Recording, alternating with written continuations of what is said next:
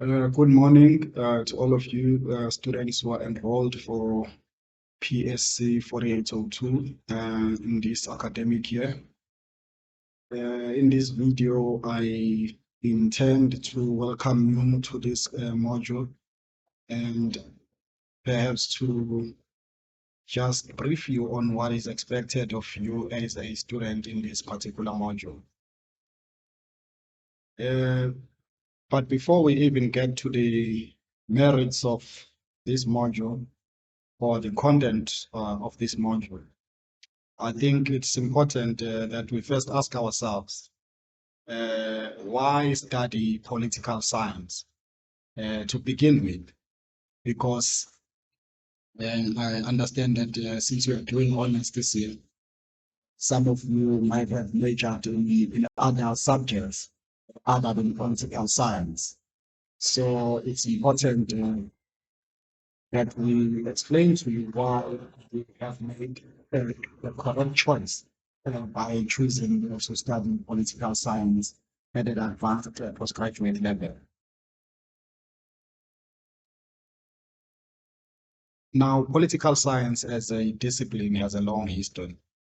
Others will say that it is a discipline that is made up of other disciplines, particularly taking a lot from history, taking a lot from law, taking a lot from philosophy, and also taking a lot from economics.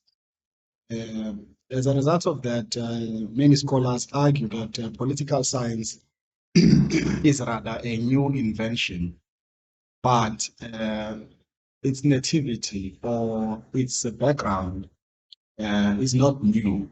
And that is why some philosophers have even said that a human is by nature a political animal, meaning that politics is what humans engage in on a daily basis.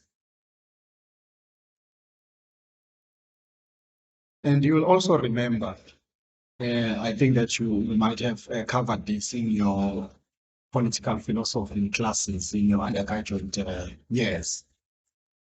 You will know that there are philosophers in politics, political philosophers who believe in the idea of the social contract. Of course, they approach this idea differently.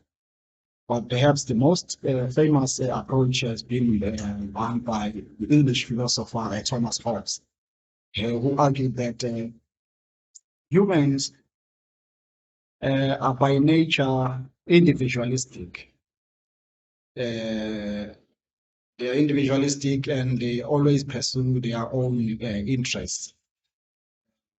And as a result of that, they feel a need to protect their interests. And so in order to protect their interests, they form states and they appoint a sovereign over them to rule them and to be an arbiter of justice in that society.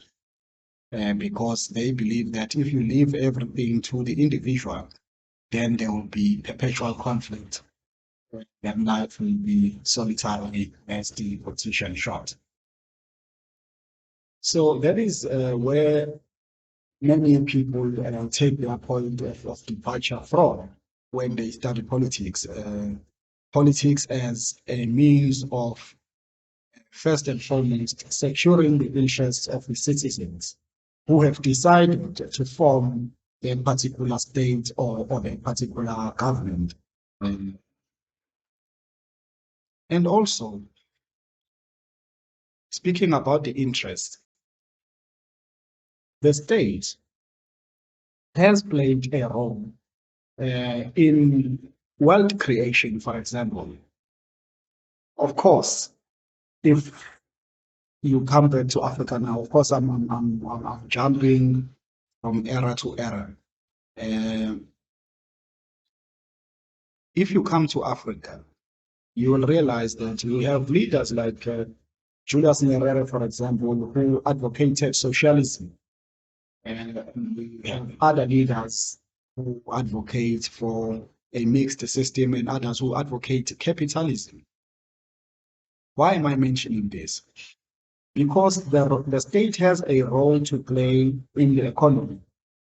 But that is not obvious because some people will say that the state has a minimal role to play in a sense that the state only has to create laws and make sure that you have institutions to enforce the laws, uh, and then leave the hand of the market to take care of the rest.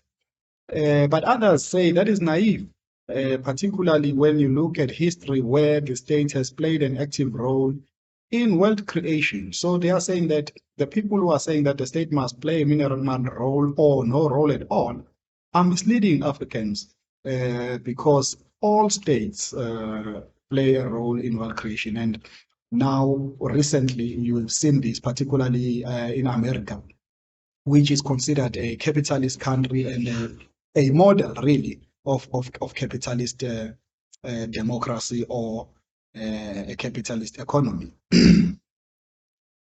What we saw under Donald Trump is America, or the United States of America, making decisions to protect their own economies. And we saw, I think you'll remember that big issue that they had with Huawei about the Android and all of that. And Donald Trump coming out very strongly against the Chinese government, particularly criticizing them on matters of intellectual property, saying that they don't respect intellectual property. And then, of course, they had to retaliate by doing certain things to China and the Chinese economy. So it is not really clear, or there is no agreement among the political philosophers or among the academics in politics and also among the politicians themselves in terms of whether the state should play a role, if it should play a role, to what extent must it play a role, particularly in the economy, or whether it shouldn't, or it shouldn't play a role at all.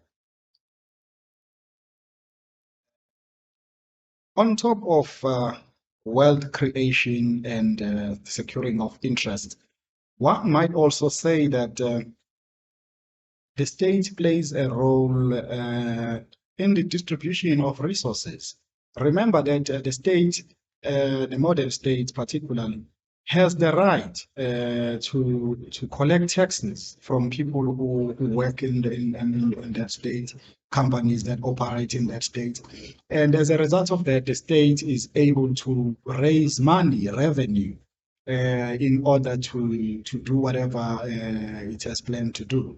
So the state in that way plays a redistribution role. For example, in South Africa, for example, you'll find that we have policies such as rural local economic development, LED, and we have policies on rural development, where the resources that are raised by the state through taxation are now redistributed to develop those areas which were not developed by the apartheid government and the previous colonial governments, because those places were reserved for Africans who at that time were unfortunate to not be considered as people who deserve the best services in the areas in which they live. So the government now comes up with those kinds of policies to redistribute the wealth. Of course, there is no agreement also on that approach, on how the government must redistribute resources, because you will find that that is how lobbies and sectional interest groups emerge, where those people who feel that they are carrying the burden, who pay the most taxes, believe that it is unfair or unjust for them to pay for the well-being of others who are equally capable of working for themselves and fending for themselves. And as a result, they say that instead of rewarding people who are in an unfortunate situation, why don't they just reinvest that those taxes on the people who are paying the taxes, so that they can pay more taxes once they improve the way that they do things in their businesses and in their professions. So there is no agreement in terms of that, because there are also other people who say that if you look at where particularly South Africa and in Southern Africa in general, they will talk about issues of Ubuntu, for example, and say that those who are in a fortunate position must assist those who are in an unfortunate situation, and the redistribution of resources raised through taxation to rural areas, to orphans, to the elderly, to many other people who are in a socially and economically disadvantaged position, is actually in line with Ubuntu, because that is what that African philosophy teaches us to do, to help other people, and also to always promote life, So, meaning that people should not die when they can be rescued through using taxes or money raised from taxes to improve their situation. So that is another role that the state plays, and it's one of the contested roles, because of course, if there are resources, you expect that there will be competition there, because of course, I'm using the example of South Africa, even though the cause itself is more international in its outlook, but I'm using South Africa as an example because it's a situation that I'm a bit familiar with, and we can use the example of South Africa to analyze situations in other countries. And you know that South Africa is not an island, it's part of the African Union, it's part of the United Nations, meaning that some of the issues that we have to deal with here in South Africa are issues which are regional in nature, which are global in nature.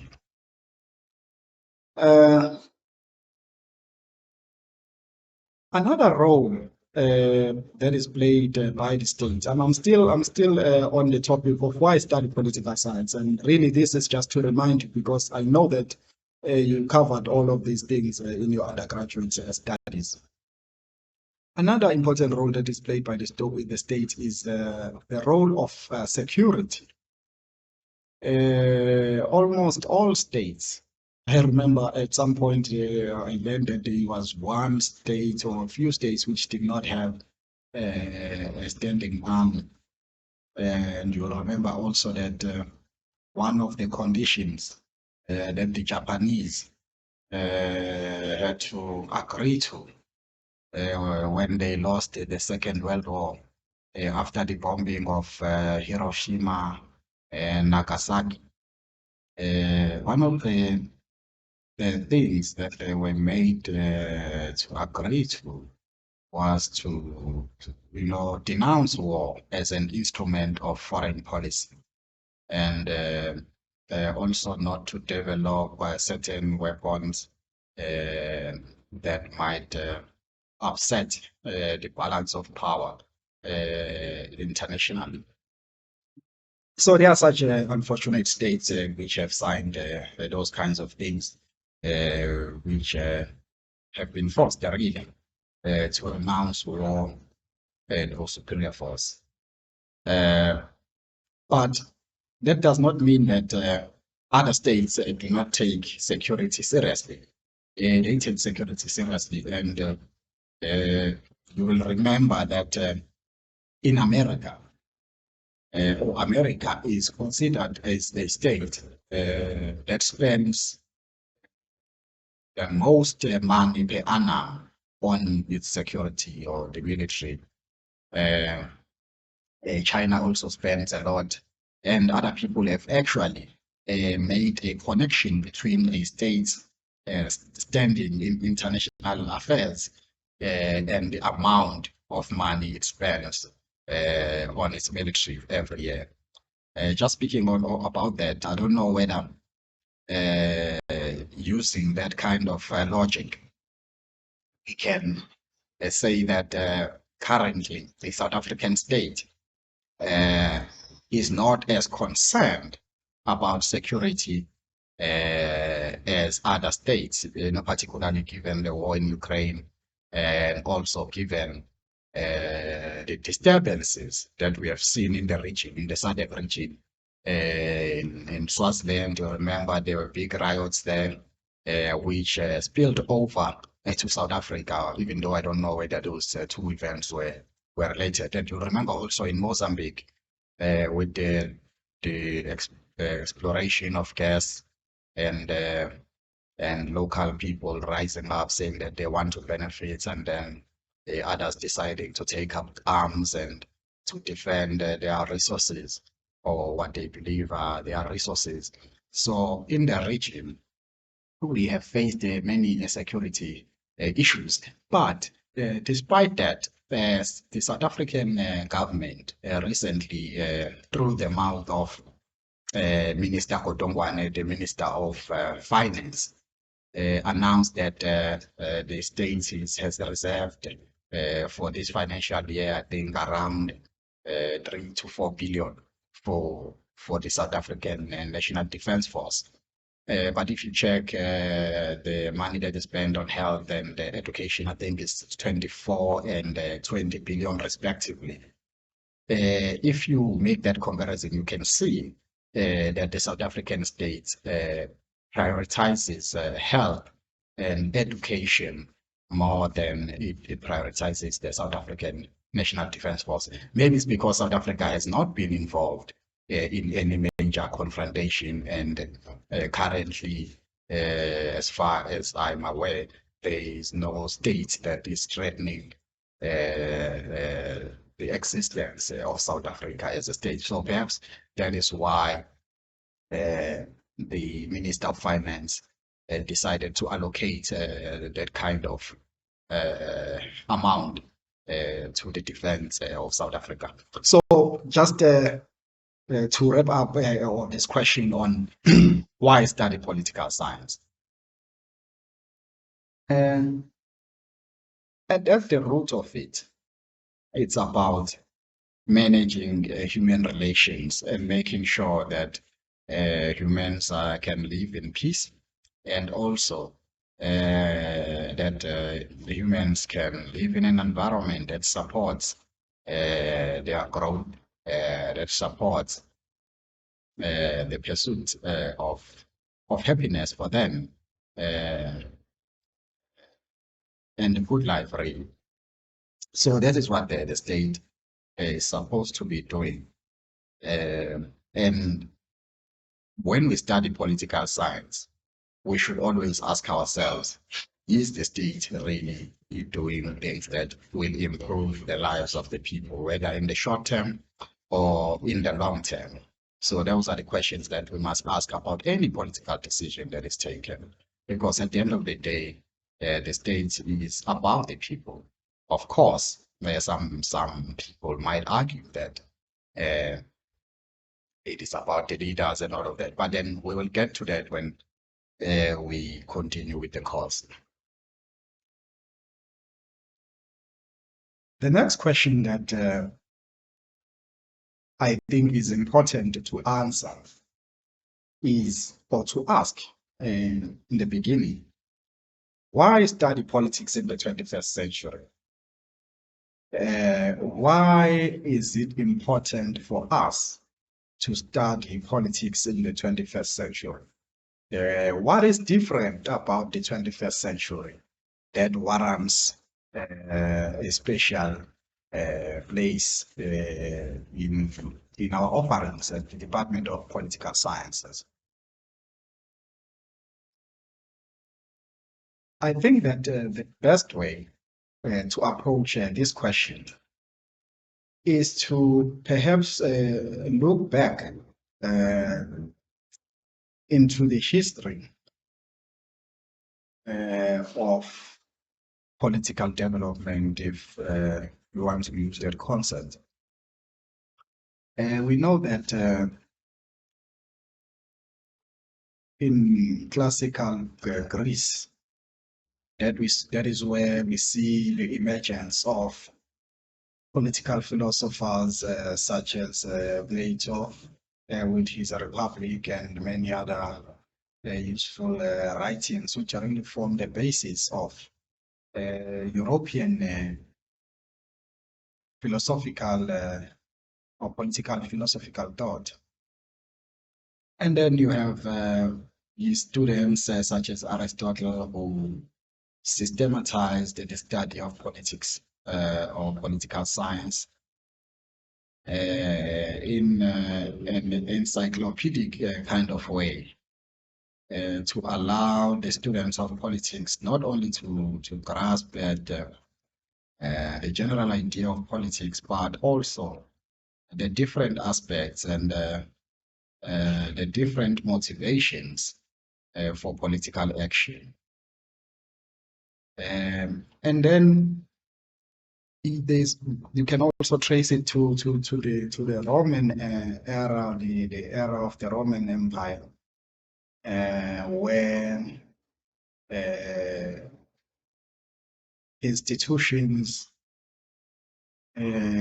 designed, such as the Senate, for example, designed to check the power of emperors or kings,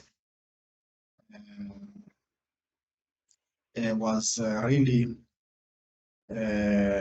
displayed during those times to say that even if you are an emperor, your power is not absolute because you are not ruling over cattle, but you are ruling over other men. So that's where we see the emergence of those kinds of institutions or the strengthening of those institutions. And if you remember your history, that's where also the role of violence in changing the history or the course of history, the assassination of Caesar and the assassination of his assassins, and all the contestations that follow after that, the building of the state, the conquering of foreign nations, the building of armies, the internal conflicts, the family matters, which have a huge impact on the political future of those states. But despite the presence of senates and such institutions to check the power of emperors, they still had a lot of power because they could decide many things, and it became very important for students of politics to not only study the institutions like the Senate, but also to study individuals, their characters, their characteristics, and in order to be able to predict really the kinds of policies that a particular leader is likely to follow or to pursue. I don't want to spend a lot of time on those histories and the things that happened during the Roman Empire, because I think the proper study of that would be in the history department. But also we know that as time went on, according to the history that we've been taught, the Europeans then decided to start exploring, going from place to place, trying to get things that they wanted to get from those places. And then, as a result of that, there were many wars that were fought, many genocides that were performed. For example, the Indians, or the so-called Indians in North America, being wiped out or almost wiped out by Europeans, the British, the French, Germans, all Europeans who went there participated in wiping out or trying to wipe out the Indians. And as a result, what follows after that, you will remember, is the Industrial Revolution, which really changed a lot of things with the steam engine being introduced, with more efficiency in the factories, where something that used to take a long time to produce was now done in a short time because of the introduction of machinery to help in the production. And of course, then now we we enter the era of the likes of Adam Smith, who advocated for an open economy, who advocated for, always trying to improve the way that you do things, overcoming geographical difficulties to make sure that business continues. Also, and there's a lot, but you can get a proper education on these things from the economics department. They know best what Adam Smith had to say. But the one can say that the Industrial Revolution that took place in Britain was largely influenced by his ideas, and his ideas were also influenced by the Industrial Revolution itself. But of course, now there was a counter to that, at least intellectually, by Karl Marx, who is considered as the father of communism, who looked at this industrial revolution as nothing more really than the continuation of the social systems that were there before, which put other people at a command position and then put other people at a subservient position, or in a subservient position, meaning that the people who are in a subservient position work, labor, and sweat, not just for their interests, but for the interest of the owners of the means of production, who are the ones who really make a killing out of a capitalist endeavor. And the workers, according to Karl Marx, are just the supporters of this endeavor, and they are really paid enough to survive so that they can work and work and work to make the owner of the means of production wealthier and wealthier. And also, once they are tired of working, then their children are also drafted so that they can also go through the same process with the children of the owners of the means of production. So that is how this issue of the dominance of Britain in the world materialized. And also, you will also remember and the United States of America now becomes a torchbearer. I don't know whether I should call it a torch, because issues of slavery are dark. You will remember that because of this greed and because of this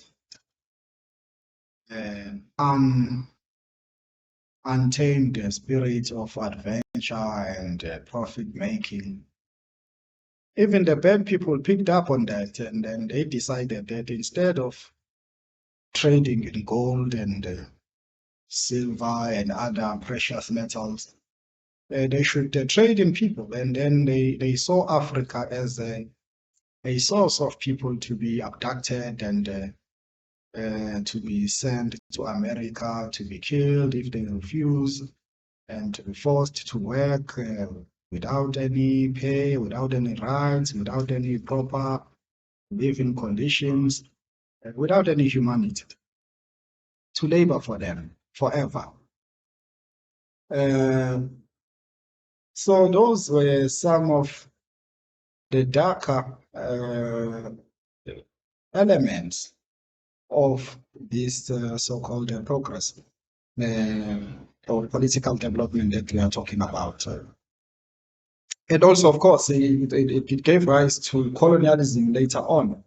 And then many countries, many communities in Africa were colonized. Obviously, colonists had different varying levels of success in their colonialism. They were very successful in other places. For example, here in South Africa, colonialism lasted for a very long time, and according to some scholars, particularly those who come from the decoloniality school, argue that it still continues today. But other countries were colonized for shorter periods of time, at least direct colonialism, but others colonized for a very long period of time. Uh, and as a result of that, of course, the African continent has different experiences because they've had to recover from different kinds of people. Even though one might argue that colonialism is colonialism, whether you are colonized by the French or by the Belgians, by the Portuguese, or by the British, or by the Americans, for that matter, the Chinese. If it's colonialism, it's the same thing. You feel the same angst when you are in that situation where you are not in charge of your own fate as a people and as an individual. And then, of course, you will remember that some of the key issues that came up before this century were the world wars, the First World War and the Second World War. And we know how those wars were concluded. Earlier on, I spoke about the issue of Hiroshima and Nagasaki, the use of an atomic bomb to level cities full of people, and the moral questions that arose out of that, with some people saying that, hey, war is war. I do anything in order to achieve my objectives, my military objectives. There's no morality in war. But of course, others, particularly people who are of the persuasion of this just war theory, as advocated by Michael Walzer, would say that no, if you are fighting a war is between armed groups. You have no right to bomb people in their homes, even though you are fighting against their government, unless you can prove that those people are actively a threat to you, your soldiers, and to your war effort. But if it's just a city where you have people engaged in many different things which are not necessarily combative activities, then it is wrong. That's what Michael Walzer would say. So we had those wars, and then there were so many people who died, millions of people. I remember that particularly in the Second World War, the Russians or the USSR at that time lost a lot of people, millions of people lost during that war. Of course, even Germany lost a lot of people during that war. And of course, you know, or I've been told that Hitler had to kill himself for starting that war after he saw that he was losing the war. And maybe just to also go back to one of the causes of the First World War, and you can find this from reading a book by Maynard Keynes, where he explains how stringent the conditions were for the Germans after they lost the First World War. And had someone actually took his work seriously, maybe Hitler could have been avoided, because from his work, he could see that the Germans are likely to react in a belligerent way to the stringent economic sanctions that were put on Germany as a punishment for starting the First World War, or for losing the First World War. So Keynes, in his book, actually explains, how unjust some of these things were, with Germany being made to pay for the recovery of other countries, and other countries having claims on the natural resources of Germany, and also Germany losing a piece of land as a result of the treaty. And you remember that Hitler was not happy with the treaty itself, because he thought that the Germans could still have won the First World War had the politicians not rushed into signing an unfavorable peace deal. And then after that, we had the Cold War. The Cold War is USSR mainly versus the United States of America. Again, at least the reported cause of this conflict was ideological, in a sense that these two camps were competing really for influence in the world, trying to sell their ideas, whether through peace or through force, to the world, to say to the world, we have labored,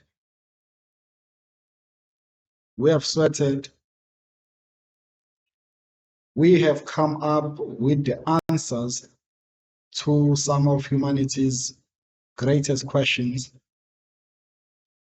and our answers are the correct answers, and the answers of the next guy are the incorrect answers. So therefore, choose us because we have the correct answers. So basically, that was the mentality of the Cold War, and neither side wanted to relent.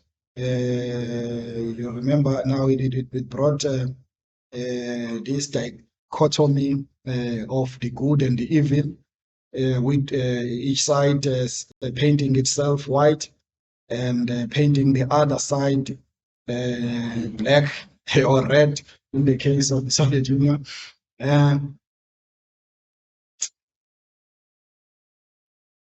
We know that as a result of the Cold War, also we saw a lot of competition with the battle for the Star Wars, for example, the battle for the moon and all of that, and also the battle for influence, the battle for the soul of Africa. That is why there have been some writings in politics, in the literature of politics, particularly African politics. You say that people like Mobutu Sese Seko, who was considered by some people as a dictator, but by other people as an Africanist, really, to have benefited from the confusion that came as a result of the Cold War. They say that leaders like Mobutu would not have normally benefited from the patronage of the United States government had the Cold War not been in operation, because the way he was handling matters in Zaire at the time was against the foreign policy of the US. So there are some people who say that the US had to support leaders like him in order not to lose ground to the Reds or to the communists who were influential also at that time, and were trying to pick up all those nations and leaders who were dissatisfied with the actions of the West, particularly the United States of America. Of course, and another major event in the previous century or in this century is 9/11. You know that 9/11 has changed many things for everyone, really. And and immediately when it happened, it gave the United States of America ammunition to go out against people they perceived to be their enemies internationally and domestically. Many nations also, even nations who were not directly affected by 9/11, have had to change how they deal with issues of migration, for example, issues of airport security, for example, uh, and issues of resettlement, and also issues of cultural exchange, and other related issues. Because the dominant narrative internationally has been the securitization of nations, really, against private threats, because terrorist groups are usually private organizations, just like a bank, just like any company, rather than a state. Of course, states may support so-called terrorist organizations because they sympathize with what they represent, for example, or because you might find that there is for example, in Africa, there are many examples of this. You find that, particularly there in the Great Lakes region, you find that a rebel group would run away and go to a neighboring country and use that neighboring country as a springboard to launch attacks into their mother country. And you might find that the government of the host country is supporting them, or some private interests are also supporting them. So states can also support terrorism, but also now you'll also discover this in this module, that even the designation of someone as a terrorist is a political process itself, which is open to contestation. So that's why we have to be very careful whenever we use these concepts, because these concepts are not well defined, and some of these concepts are used to reinforce the power of the people in authority, who might be on the in the wrong when one considered everything involved in that particular case.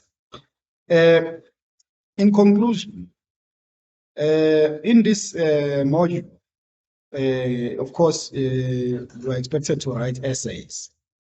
I assume that you have had encounters with institutions such as like the writing place that most universities have, where they teach you the conventions of writing academic articles, for example. Because what I want you to do is not only to consider yourself as a student when you are writing these essays, but also consider yourself as a young scholar. So if you consider yourself as a young scholar, try to follow all the writing conventions that the university has. And I think you can find them on the university's website. It shouldn't be difficult. But if you are not able to do it, you can find referencing tools on Google. You can just type Harvard referencing tool or style or guide, and then it will come up. And then if you still need a further training on how to connect your ideas, how to conduct proper research, for example, with the research, another student was asking me just a few days ago that are we required to read all the materials that are on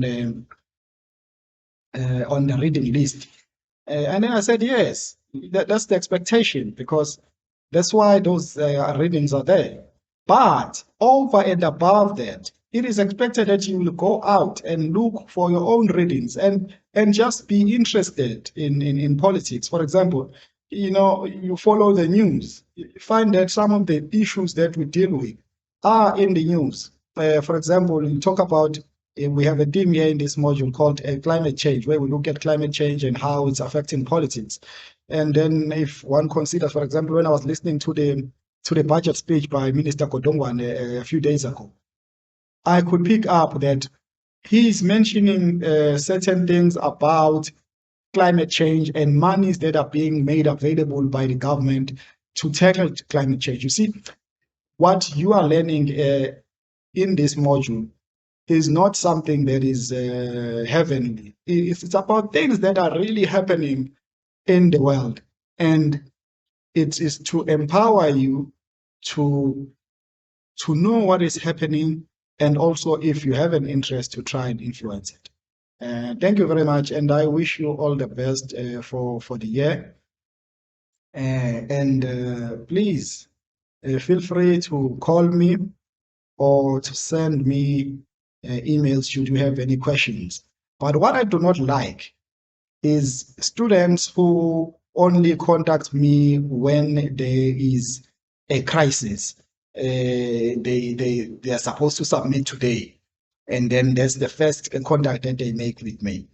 I then think to myself, if you only interact with your teacher at the time of a submission, what is really your intention?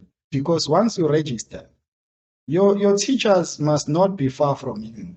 Because what I can tell you is that most teachers here at UNISA are interested. They want to help you. They want to help you to understand political science or whatever you are enrolled in. But if you do not show an interest, if you are not proactive yourself, you don't bother yourself. In isiZulu we say, "Uma ungahluphi wena," then what can we do? Because you are the one who has taken out your money and paid tuition and said, I want to study political science. So it is your responsibility to study political science, to interact, to patronize academics. There are so many wise people in this department. Even if you come just for a consultation, if you are in Pretoria, just come for a consultation, speak to a lecturer. Obviously, you will have to make an appointment, particularly since the return from COVID. And many people are still using a hybrid system where they sometimes come to the office, sometimes they don't. So it's important for you to make a booking so that you are not disappointed and you don't travel a long distance only to find that the person that you are looking for is not there. Thank you very much.